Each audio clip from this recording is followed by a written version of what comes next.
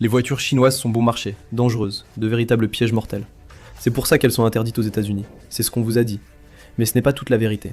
La réalité touche moins à la sécurité qu'à la protection d'une industrie automobile valant 1000 milliards de dollars. Une voiture électrique à 12 000 dollars, avec d'excellentes notes de sécurité, serait une vraie concurrente. Elle ferait exploser tout le marché automobile américain du jour au lendemain. Détroit sera en faillite. Les États-Unis ont instauré l'une des barrières protectionnistes les plus agressives de l'histoire moderne, pour les empêcher d'entrer. Le résultat, c'est un rideau de fer financier qui va piéger les classes moyennes dans des prêts automobiles à des niveaux records.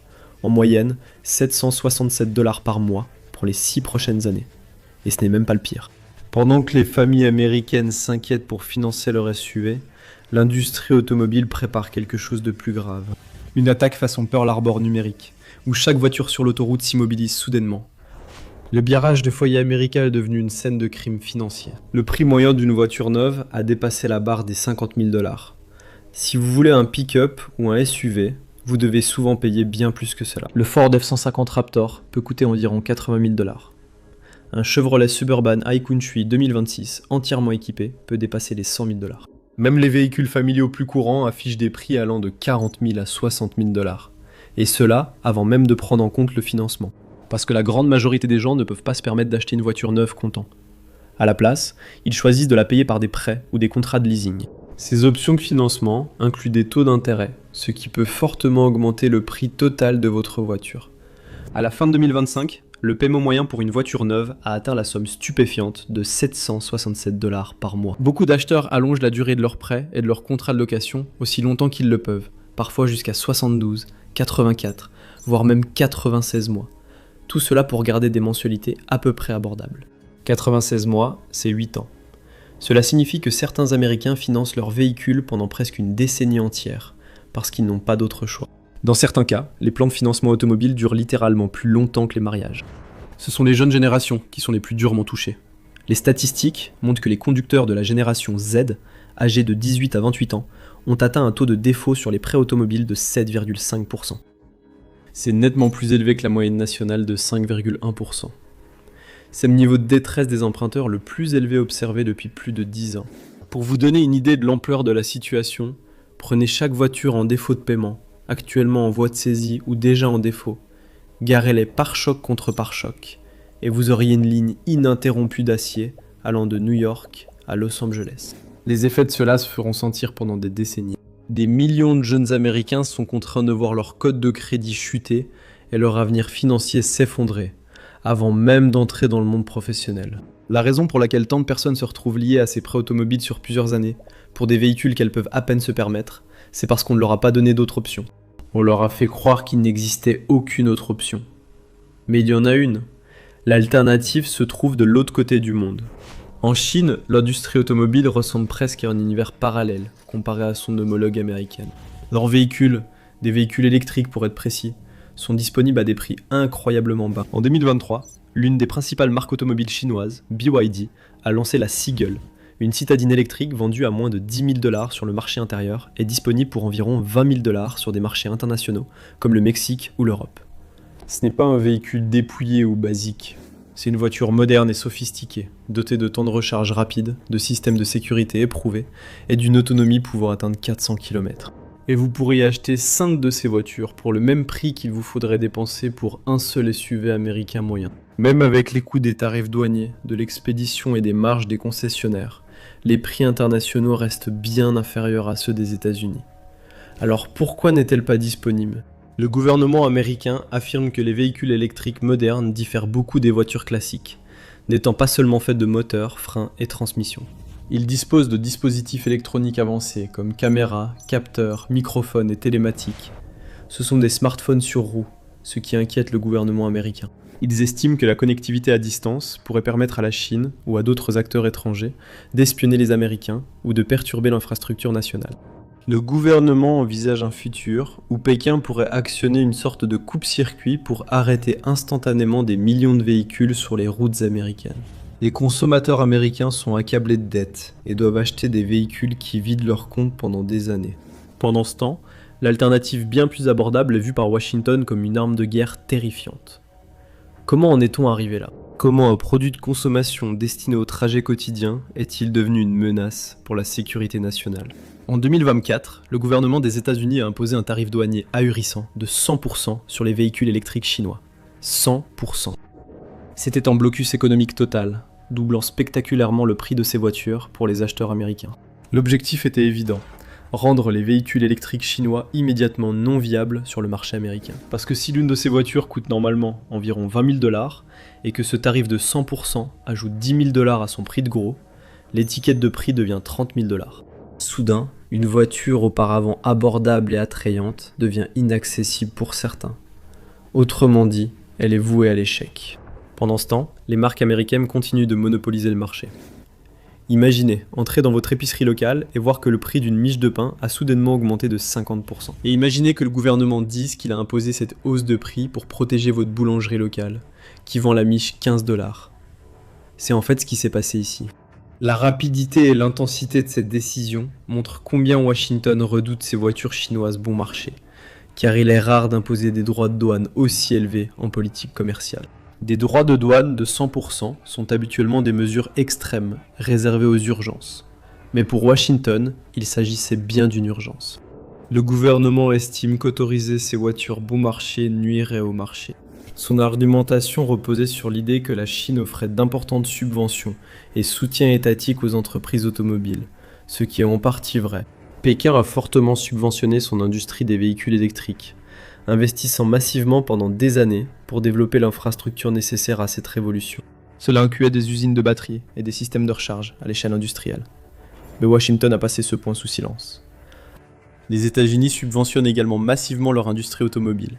Ils accordent littéralement des milliards de dollars de subventions grâce à l'Inflation Reduction Act ou IRA. Il y a aussi d'énormes subventions à la fabrication pour les géants de l'industrie comme Ford et GM. Jusqu'à 7 500 $ de crédits d'impôt sont accordés aux acheteurs de véhicules fabriqués sur le territoire national. Les grands constructeurs ont reçu d'importants prêts à faible taux pour investir dans les technologies de véhicules électriques. Cela a transféré le risque de la transition vers les véhicules électriques des entreprises aux contribuables américains. Donc, pendant que le gouvernement critiquait la Chine pour ses subventions, il faisait exactement la même chose. Il n'a jamais été question que les subventions soient mauvaises. Le problème restait que les subventions chinoises pouvaient menacer les nôtres, révélant une vérité inquiétante. La fin du capitalisme de libre marché dans l'automobile américaine. Ce n'est plus une bataille entre les marques pour voir lesquelles offrent l'ingénierie la plus efficace, ou qui peut optimiser sa production pour fabriquer les meilleures voitures au meilleur prix. C'est quelque chose de bien plus laid, un marché manipulé par le gouvernement américain. Washington choisit et désigne les gagnants de son industrie automobile. Il construit des forteresses financières autour d'eux pour empêcher tous les autres d'entrer. Il avance de faux arguments sur l'équité et la sécurité. Mais ce tarif vise seulement à garantir que les consommateurs américains ne puissent acheter que des véhicules électriques subventionnés par Washington. Mais si ce n'est pas une question de concurrence loyale, qui a réellement exigé ce barrière de 100%? Pensez à l'industrie automobile américaine, et 3 grands noms vous viennent immédiatement à l'esprit. General Motors, Ford et Stellantis, la société mère de marques bien connues comme Chrysler et Jeep. Ensemble, ils représentent l'empire de Détroit. Pendant des décennies, ils ont dominé le marché automobile. Ils ont modelé l'Amérique suburbaine, contrôlé les routes et influencé des économies régionales. À mesure qu'ils grandissaient et s'enrichissaient, leur pouvoir augmentait. Rapidement, ils influençaient non seulement vie des villages, mais aussi des États entiers. Cela a, à son tour, accru leur influence politique à Washington. Au fil du temps, ces entreprises ont utilisé leur influence et leur richesse pour réécrire les règles du marché automobile américain, de manière à gagner encore plus d'argent. Cela signifiait un passage progressif des voitures particulières abordables vers des véhicules plus grands, plus lourds et plus luxueux.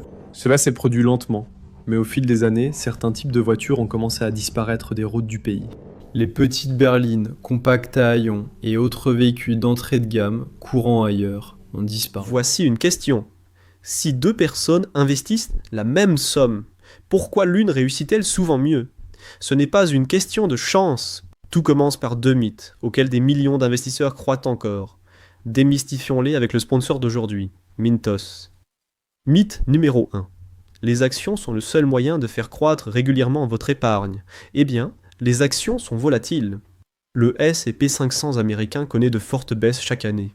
Et en 2025, il a chuté de près de 19% avant de se redresser. Cela peut être stressant et amener de nombreux investisseurs à faire des erreurs coûteuses sous le coup de l'émotion. Mythe numéro 2. Les actifs à revenus fixes sont compliqués. Ils ne sont pas destinés aux investisseurs ordinaires. En réalité, investir dans le revenu fixe est plus simple que vous ne le pensez. Le marché européen de l'investissement alternatif pour les particuliers a presque doublé en seulement 5 ans. C'est là que Mintos entre en jeu. Mintos est une plateforme facile à utiliser qui vous permet d'investir dans des prêts, des obligations et de l'immobilier en seulement quelques clics. L'objectif est simple.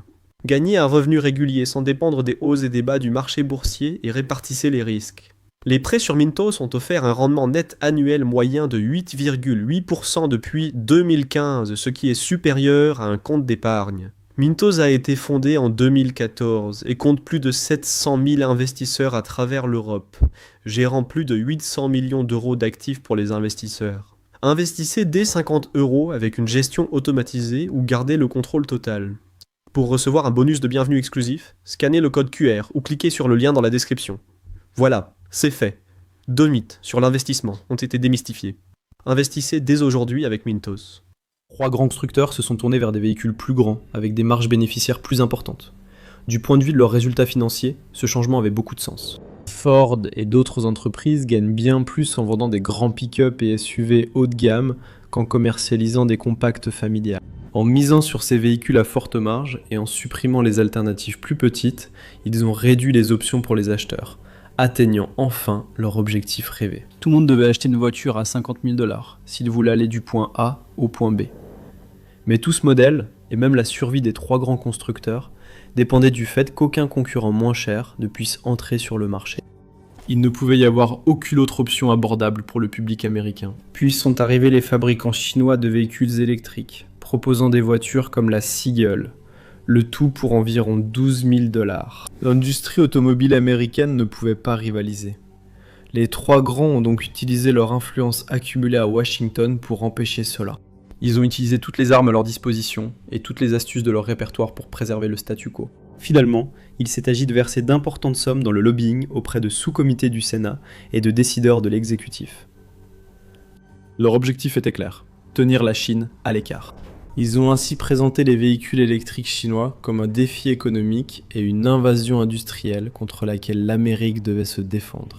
Ils ont averti d'un effondrement de l'industrie automobile, comparé à celui des panneaux solaires, rappelant comment les panneaux solaires chinois à bas prix étaient entrés sur le marché américain. Les marques locales ont été évincées, et le secteur solaire national a été pratiquement anéanti. Ils ont affirmé qu'une situation similaire toucherait l'industrie automobile, mais à plus grande échelle. Les chaînes de montage de Détroit et d'autres villes s'arrêteraient, entraînant la perte de millions d'emplois.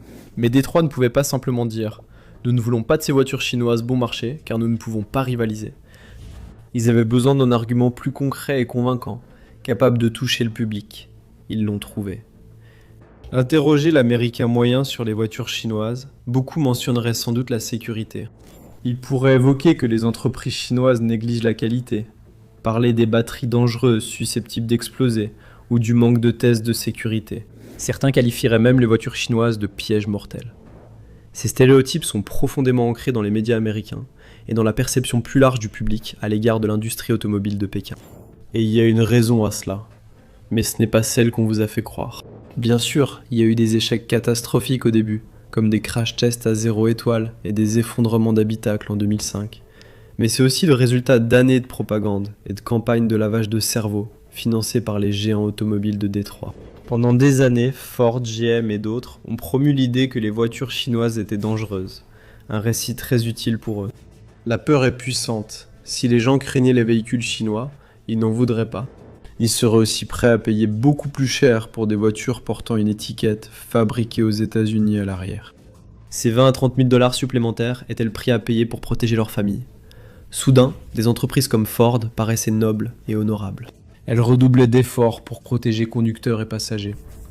Les entreprises chinoises étaient décrites comme cupides, négligeant la sécurité au profit de la facilité et du coût. Tout cela s'effondre quand on regarde de près. Le mythe de la voiture chinoise dangereuse a vraiment volé en éclats lorsque des véhicules comme la BYD Dolphin et l'Atto 3 sont arrivés sur le marché européen, très réglementé. S'ils étaient vraiment des cercueils roulants, ils ne seraient jamais vendus en France ou en Allemagne. Si les stéréotypes étaient vrais, ces voitures échoueraient au programme européen d'évaluation des nouveaux véhicules. C'est l'un des contrôles de sécurité automobile les plus complets au monde. Ce n'est pas le cas. Elles l'ont réussi haut la main. La Dolphin et l'Atto 3 ont toutes deux obtenu 5 étoiles aux évaluations de sécurité NCAP. Elles ont égalé, voire même dépassé les scores de certains des véhicules les mieux notés d'Amérique, comme la Ford Mustang Mach-E et la Tesla Model 3. Le mythe des batteries qui explosent a été démystifié. La batterie Blade de BYD a réussi le test standard de pénétration par clou. Il sert à simuler les dommages pouvant provoquer l'embrasement soudain des batteries. Le fabricant chinois a publié en ligne des images montrant des clous pénétrant ses cellules de batterie sans provoquer d'incendie. C'est un exploit que beaucoup de batteries NMC du monde occidental n'ont pas pu reproduire. Les véhicules ont réussi test après test et ont satisfait à toutes les normes de sécurité. Et le récit de la voiture chinoise dangereuse s'est effondré. Cela ne signifie pas que les voitures chinoises sont parfaites ou sans problème de sécurité. Il reste toujours des points à améliorer. Mais les tests ont montré que les voitures chinoises n'étaient pas plus dangereuses que les américaines, et, à bien des égards, même plus sûres. Le mythe de la sécurité ayant volé en éclats, le gouvernement cherchait une nouvelle raison pour interdire ces voitures aux États-Unis. Voici le cheval de Troie. Alors que les arguments économiques et sécuritaires s'effondraient, Washington a orchestré un virage rapide et surprenant vers une position encore plus extrême. Le gouvernement affirme que les voitures chinoises menacent la sécurité nationale. Bien que cela paraisse absurde, Washington a présenté cet argument de façon froide et calculée. Il s'est appuyé sur des décennies d'endoctrinement public et sur les peurs répandues à propos de la Chine, de son parti communiste au pouvoir et de la menace pour le mode de vie américain. Les bases ont été posées en 2024. Le département du commerce des États-Unis, le DOC, a mené une enquête sur les soi-disant risques systémiques posés par les véhicules connectés provenant de Chine et d'autres pays pouvant être considérés comme des adversaires des États-Unis. Les conclusions de cette enquête étaient alarmantes. Le DOC a expliqué précisément comment les véhicules modernes pouvaient devenir des plateformes de cyberguerre. Les enquêteurs ont théorisé un scénario cauchemardesque, une sorte de Pearl Harbor numérique, dans lequel Pékin détiendrait le pouvoir de perturber la société américaine à une échelle sans précédent. Disons que les tensions montent en mer de Chine méridionale. L'invasion chinoise de Taïwan, attendue de longue date, commence. Au même moment, aux États-Unis, des centaines de milliers, voire des millions de citoyens américains sont assis au volant de leurs véhicules électriques chinois. Pour s'assurer que l'Amérique n'interfère pas avec ses plans d'invasion immédiats, l'agence de renseignement chinoise pourrait déployer à distance un logiciel malveillant sur chacun de ces véhicules. Conçu pour contourner les systèmes, le logiciel malveillant serait aussitôt téléchargé et installé sur chaque voiture, les rendant immobiles en quelques secondes. Les directions se bloqueraient, les freins de stationnement s'activeraient, les onduleurs s'éteindraient, les conducteurs perdraient le contrôle avant de comprendre la situation. En un clin d'œil, d'innombrables véhicules circulant sur des autoroutes comme l'I-95 ou dans les artères labyrinthiques du centre de Manhattan se retrouveraient tous paralysés, tous figés par une force invisible mais toute puissante. Ce serait une paralysie catastrophique des infrastructures. Accidents, blessés, morts, destruction. Les secours auraient du mal à agir, les transports seraient bloqués, la logistique et l'économie nationale s'effondreraient. Cela peut sembler exagéré, mais la technologie existe. Les voitures actuelles disposent de réseaux complexes d'unités de commande électroniques et de dispositifs de communication.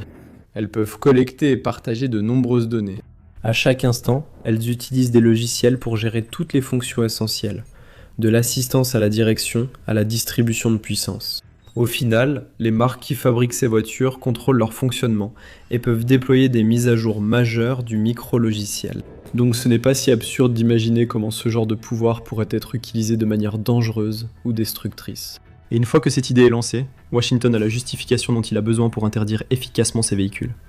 Les trois grands obtiennent ce qu'ils veulent, tout en construisant un récit selon lequel tout cela est pour le bien public. Les droits de douane ne concernent que les voitures venant de Chine. Que se passe-t-il si elles sont fabriquées à proximité ? Avec ces mesures, le gouvernement américain semblait avoir gagné. Il avait rendu pratiquement impossible pour Pékin d'introduire ses véhicules électriques sur le marché américain et d'avoir ne serait-ce qu'une petite chance de concurrencer des entreprises comme Ford et General Motors.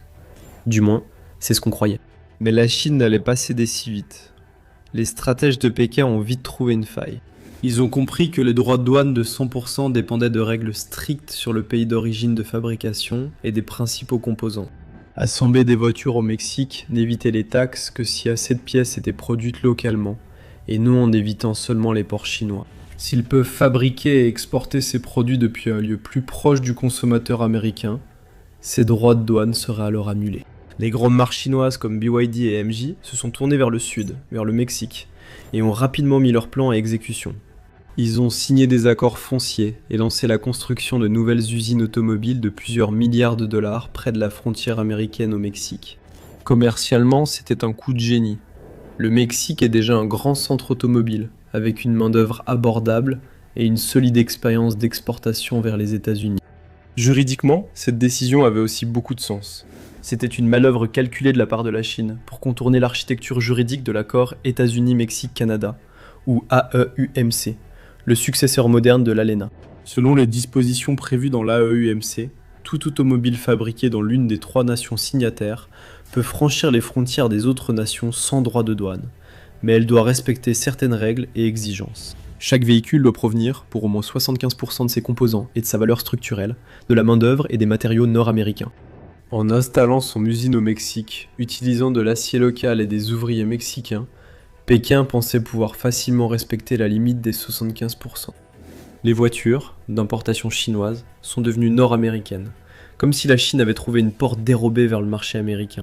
Et si ce plan fonctionnait, elle pourrait bientôt fabriquer des véhicules comme la BYD Seagull au Mexique, les transporter de l'autre côté de la frontière jusqu'au Texas, tout en ne payant aucun droit de douane.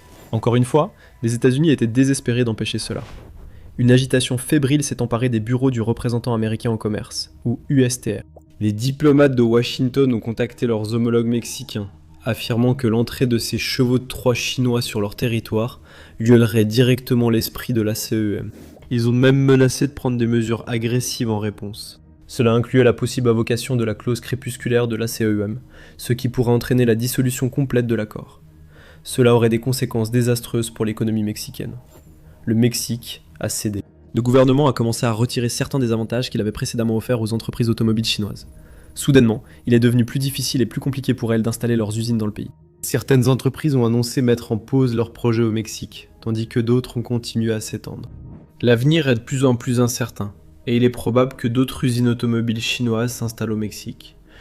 Même si les voitures sont assemblées au Mexique, le logiciel restera contrôlé à Shenzhen, ce qui explique la véritable raison de cette interdiction. Les différents commerciaux, le lobbying des entreprises et les campagnes de relations publiques ne sont que du bruit de fond. La cause la plus profonde et la plus sombre de ce conflit industriel est liée au drame géopolitique. Nous assistons à un changement spectaculaire, générationnel et irréversible sur la scène mondiale. Le découplage progressif mais définitif des États-Unis et de la Chine. Les deux nations ont eu des désaccords, mais ont souvent mis ces problèmes de côté pour bénéficier du commerce mondialisé. Les biens de consommation peuvent circuler facilement à travers les océans et au-delà des frontières, uniquement selon les règles de l'offre et de la demande. Les postures politiques ou les désaccords sont relégués au second plan. Désormais, cela cède la place à quelque chose de très différent. Une ère où les plus grandes puissances mondiales ne sont pas intéressées. Elles veulent de la concurrence. Dans cette nouvelle ère, la modeste automobile a subi une transformation profonde. Elle est passée d'un produit mécanique à un actif piloté par logiciel. Les voitures actuelles sont des réseaux de capteurs connectés, qui évoluent dans des limites physiques et numériques dictées par leurs fabricants, et leurs fabricants sont soutenus et subventionnés par les pouvoirs publics.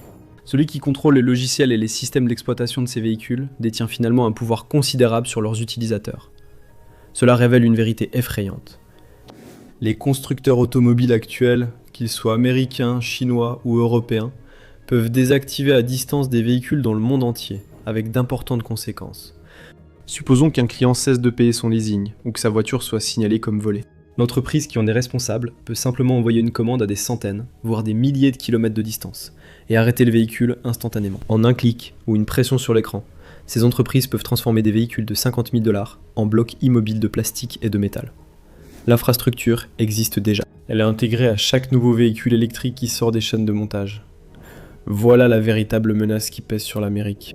En vertu de la loi chinoise, toutes les entreprises et citoyens doivent soutenir et coopérer avec les services de renseignement nationaux. Si le PCC demande à une entreprise automobile comme BYD ou Geely de partager l'accès à ses données de localisation en temps réel, flux de caméras, enregistrement intérieur ou système de contrôle à distance, elle ne peut pas refuser et doit s'y conformer. Le gouvernement chinois pourrait ainsi contrôler des millions de véhicules dans des dizaines de pays dans le monde. Cela évoque un Pearl Harbor numérique, en pire. La Chine peut non seulement désactiver ces véhicules à volonté, mais aussi les utiliser pour collecter des renseignements. Les voitures peuvent collecter des données biométriques et acoustiques de leurs clients. Un tel pouvoir pourrait facilement être détourné. C'est une menace sans précédent qu'aucune superpuissance souveraine ne peut tolérer. Donc l'interdiction de Washington concernant les véhicules chinois n'est finalement pas le fruit de la paranoïa. Et il ne s'agit pas non plus uniquement de garder le marché entre les mains des grandes marques nationales. C'est au fond une décision de sécurité nationale.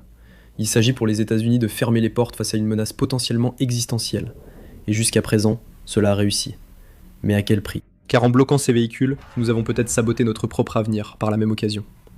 La crise climatique, la neutralité carbone, les énergies renouvelables.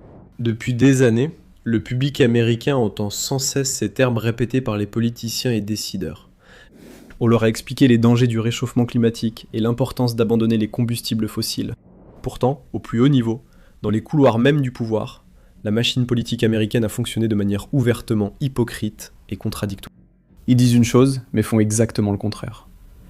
Les décideurs affirment qu'ils sont engagés en faveur de ces ambitieux cadres environnementaux et envers le concept de neutralité carbone d'ici 2050. Ils proposent des plans pour une adoption massive des véhicules électriques pour décarboner les transports et réduire les émissions. Pourtant, leurs décisions racontent une autre histoire. Lorsque ces mêmes personnes ont été confrontées à un choix entre atteindre leurs objectifs écologiques et maintenir une sorte de posture protectionniste nébuleuse contre la Chine, elles ont choisi la seconde option, sans la moindre hésitation. Elles ont érigé un mur tarifaire. En agissant ainsi, ils n'ont pas seulement interdit les voitures chinoises, ils ont systématiquement proscrit l'offre mondiale la plus efficace en matière de transport à énergie propre. Cela importerait moins si les États-Unis rattrapaient déjà la Chine sur les infrastructures de véhicules électriques. Mais ce n'est pas le cas, les États-Unis sont loin derrière. Les études montrent que les politiques de Washington, les restrictions frappant les importations bon marché et les limites sur les matières premières freinent l'adoption des véhicules électriques aux États-Unis. En conséquence, le calendrier prévu pour atteindre 50% d'adoption des véhicules électriques dans les ventes de nouveaux véhicules particuliers a été repoussé de 2034 à 2039. Au rythme où évolue la crise climatique, 5 ans n'est pas une courte période. C'est énorme. Et cela aura des conséquences massives pour l'environnement. Durant cette période, des millions de véhicules à moteur thermique seront encore fabriqués, vendus et utilisés sur les routes américaines.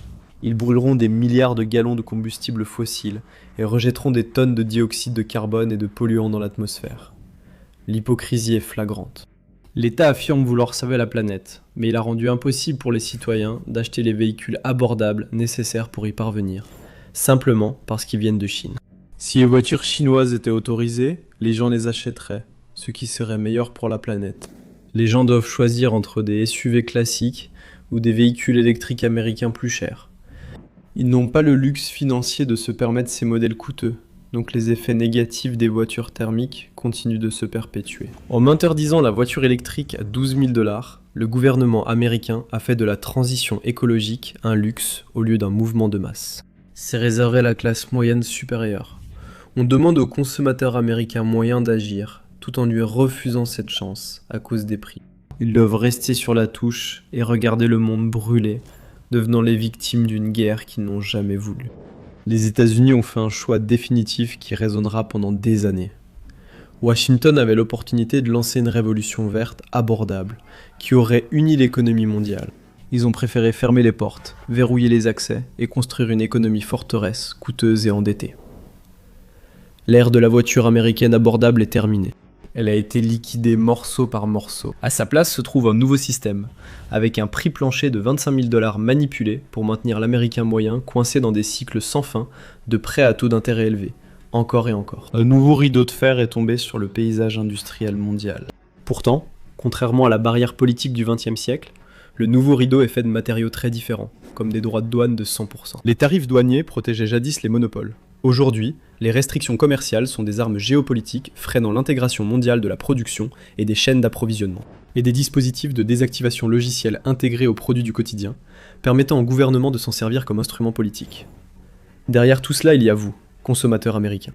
Les classes moyennes et ouvrières sont isolées et enfermées dans des systèmes économiques qui ponctionnent leurs salaires, les empêchant d'accéder à des alternatives plus innovantes et écologiques. On leur refuse de réduire leur empreinte carbone et ils sont surveillés en permanence par des technologies servant surtout les agendas de sécurité nationale, plutôt qu'à leur faciliter la vie. Voici la réalité de l'économie mondiale. Les voitures chinoises bon marché ne sont pas exclues d'Amérique pour vous protéger. Elles ont été écartées pour préserver la survie des entreprises et la domination géopolitique, vous laissant la facture. Les véhicules chinois ne sont pas la seule menace pour les trois grandes détroits. Ford peine à suivre l'évolution des attentes des consommateurs, la concurrence accrue et un secteur automobile en mutation. Découvrez les véritables causes de son déclin et dressez le vrai bilan de l'échec de Ford. Ou regardez cette vidéo.